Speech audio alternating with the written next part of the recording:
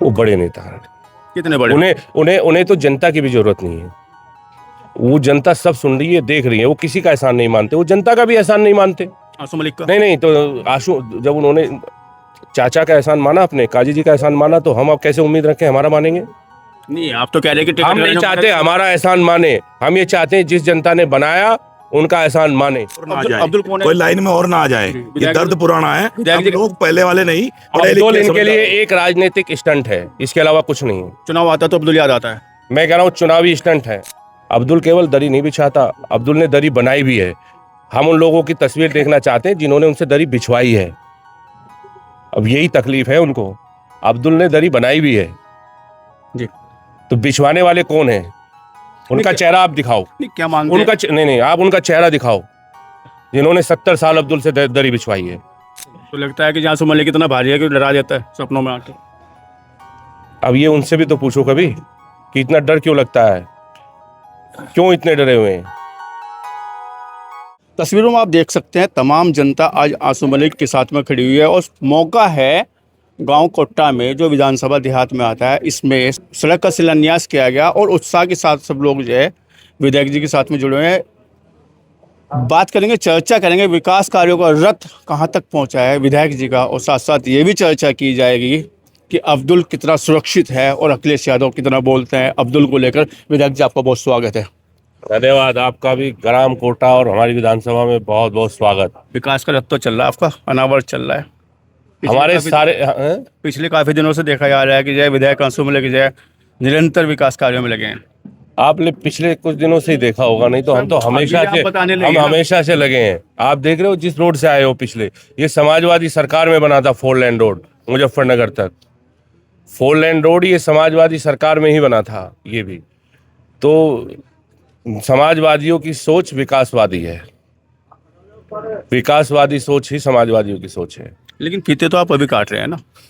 अब आप देख अभी रहे हो ना फीते, तो अब फीते काटने वाले थोड़ा ही हम लोग। कल आप उमाई में फीते काट का है, आज आप जाए यहाँ पे आगे जनता के हमने साथ में। हमने हमने शिलान्यास उमाई, यहाँ से कुछ ही किलोमीटर, ये भी उमाई से ही कनेक्टेड रोड है।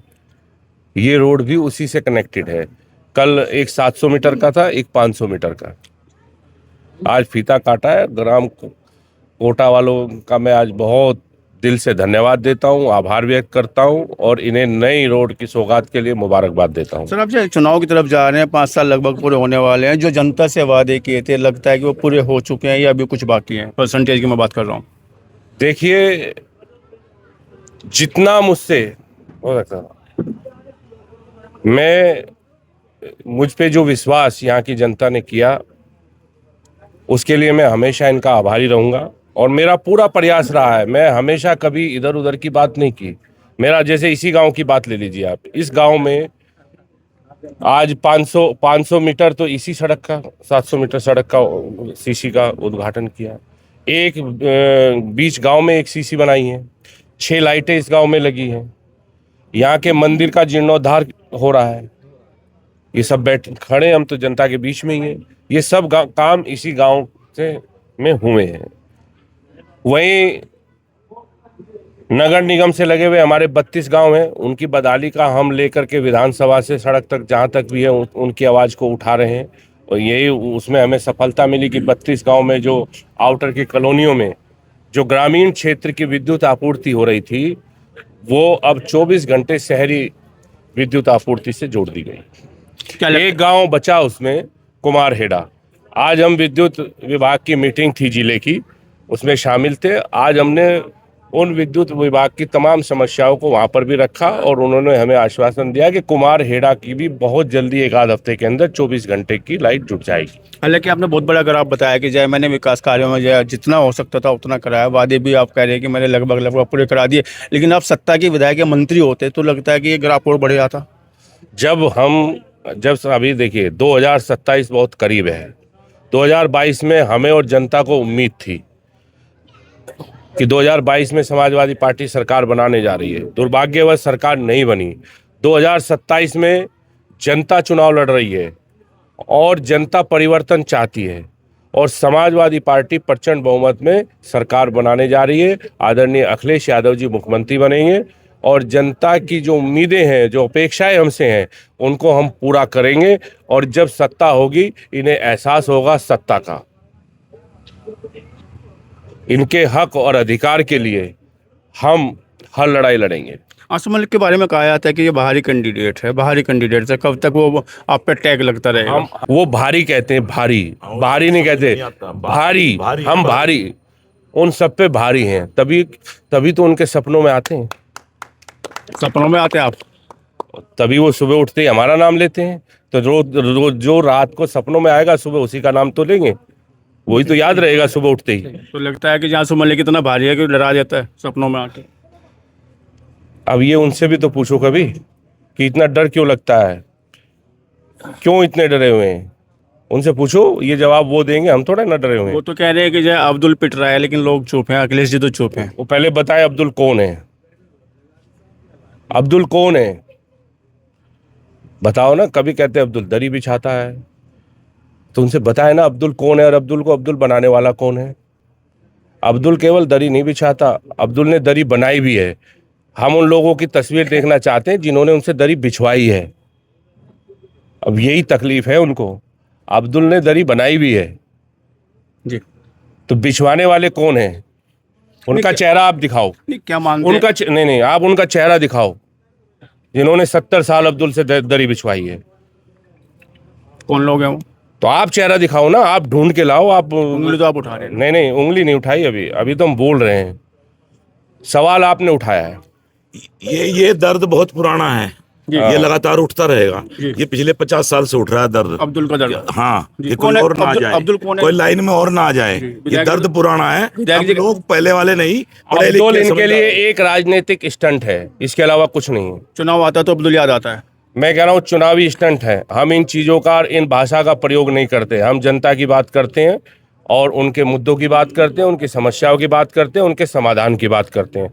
हम ऐसा नहीं है कि उनकी समस्या, खुद ही समस्या पैदा करो और फिर समाधान में जुट जाओ। ये नहीं विधायक जी एक बात बताइएगा, जब 2024 का चुनाव होता है तो गठबंधन की याद आती है, कई बार होता है कि आपने भी बताया कि 2024 अब बहुत पीछे चला गया। अब 27 की बात करिए। उस पर आ रहा हूँ, मेरी बात पूरी होने दीजिएगा। 2024 होता है तो गठबंधन की याद आती है, आसिफ मलिक की याद आती है, लेकिन 2027 का जब चुनाव आता है, विधानसभा में नजदीक आता है, तो गठबंधन याद रहता है। कहते हैं मुझे गठबंधन की जरूरत ही नहीं है और ना आसिफ मलिक की जरूरत है। वो बड़े नेता हैं, कितने बड़े? उन्हें तो जनता की भी जरूरत नहीं है। वो जनता सब सुन रही है, देख रही है। वो किसी का एहसान नहीं मानते, वो जनता का भी एहसान नहीं मानते। आसिफ मलिक का नहीं, तो आशु जब उन्होंने चाचा का एहसान माना, अपने काजी जी का एहसान माना, तो हम अब कैसे उम्मीद रखें हमारा मानेंगे? नहीं, आप तो कह रहे हैं कि हम नहीं चाहते हमारा एहसान माने। हम ये चाहते हैं जिस जनता ने बनाया उनका एहसान माने, उनका एहसान माने, उनका काम करें, इधर उधर की बात ना करें। नहीं, कह रहे हैं कि शाहनवाज को तो चुनाव लड़ाऊंगा हर हालत में, ये हर हाल में लड़ाऊंगा शाहनवाज को चुनाव। और आसिफ मलिक तो मेरा है ही नहीं। बताइए, आपके आपके पास इसके अलावा कोई मुद्दा नहीं है। मेरा क्या मामला है? मेरा क्या मामला है? एक नेताजी कह रहे हैं, एक नेताजी बता रहे हैं। नहीं, आपका मामला ये है कि आपके इससे आपने नहीं सुना बयान? आसिफ मलिक की जरूरत नहीं है, आसिफ मलिक हमारा है नहीं। नहीं, आप ये विवादित बात करके, विवादित नहीं है, वो बोल रहे हैं कि आसिफ मलिक हमारा है नहीं, शाहनवाज को चुनाव जरूर लड़ाऊंगा। तो ऐसे में आसिफ मलिक, हम होना भी नहीं चाहते। जनता हमारी है, हम जनता के, और लोकतंत्र में जनता तय करती है, ठीक है ना? जनता तय करती है। नहीं, आसिफ मलिक मुझे जनता ने चुना है, उन्हें जनता ने चुना है। जनता के प्रति जवाबदेह है। आप जनता से जुड़ी बात पूछिए। आसिफ मलिक ने तो आप जनता से जुड़ी, आप जनता से जुड़ी हुई, आपको अपेक्षा नहीं है? आप जनता से जुड़ी बात पूछिए। इतना को लेके सुनिए, आप उनको मानते होंगे, ये हम इतने बड़े नहीं मानते कि इतनी देर उन पे चर्चा करें। चलिए, तो ऐसे आसिफ मलिक जी साफ स्पष्ट कहना है कि जब नेताजी पे कोई चर्चा नहीं करूंगा, उनके बयानों पे नहीं कोई चर्चा करूंगा। विकास की बात हो जाए, विकास के मैं पूरा यकीन रखता हूँ, जनता में पूरा यकीन रखता हूँ। चुनाव में जाऊंगा तो जनता के बल पे जाऊंगा। विधायक जी, आपने बात की, चर्चा की, आपका बहुत धन्यवाद। आपका भी बहुत बहुत धन्यवाद। और मुझे उम्मीद है कि जनता के मुद्दों को उठाते रहेंगे आप, और उनसे भी सवाल पूछेंगे जो विवाद पैदा करते हैं। चलिए, धन्यवाद।